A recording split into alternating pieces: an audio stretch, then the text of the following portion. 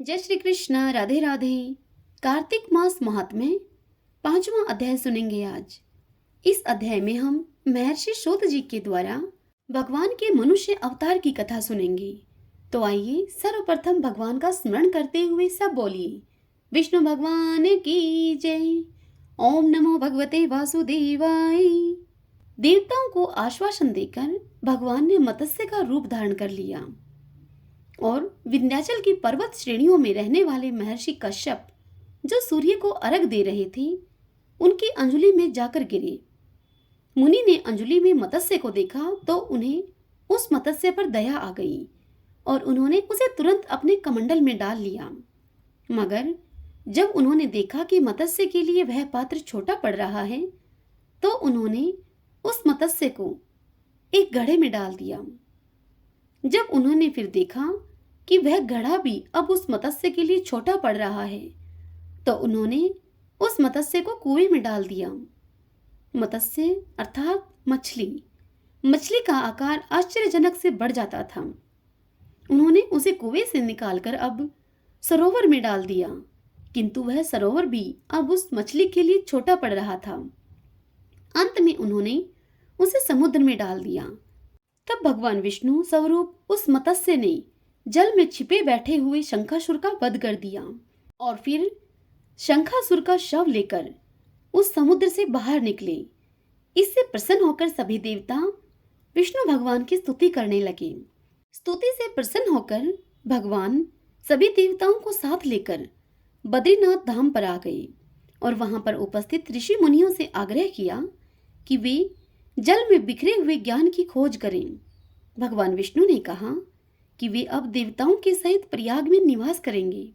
भगवान के ऋषियों को ऐसा कहने पर सभी ऋषि मुनि समुद्र की गहराइयों में जाकर ज्ञान की खोज करने लगे। जिस ऋषि ने जिस जिस ज्ञान की खोज की, वह ज्ञान उसी का हो गया। ज्ञान की खोज करने के बाद सभी ऋषि प्रयाग में लौट आए। प्रयाग आकर सभी ऋषियों ने अपने अपने द्वारा खोजा गया ज्ञान प्रभु के समक्ष रख दिया।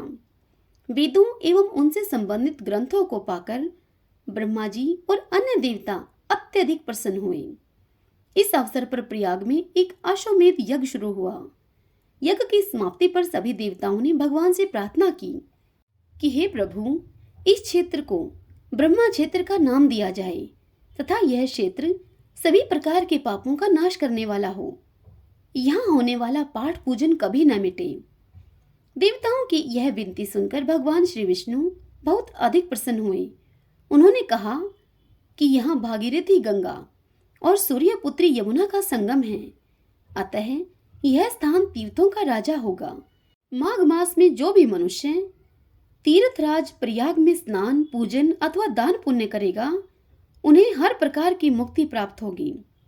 हे देवगणों, यद्यपि मैं सभी स्थानों पर हूँ, किंतु मुझे बद्री का आश्रम अति प्रिय है। बद्री धाम में केवल एक दिन का तप अन्यत्र किए गए 10 वर्षों के तप के समान है।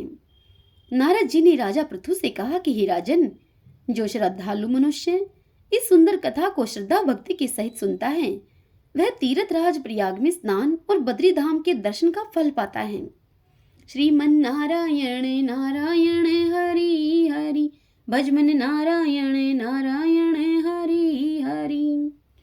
सब बोलिए विष्णु भगवान की जय। भगतजनों, इस अध्याय की यह कथा यहीं संपूर्ण हुई। इससे आगे की कथा कल हम अगले अध्याय में सुनेंगे। कल के अध्याय में हम शालिग्राम जी का पूजन, दीपदान, कृच्छ आदि व्रतों के विषय में जानेंगे। जय श्री कृष्ण। राधे राधे।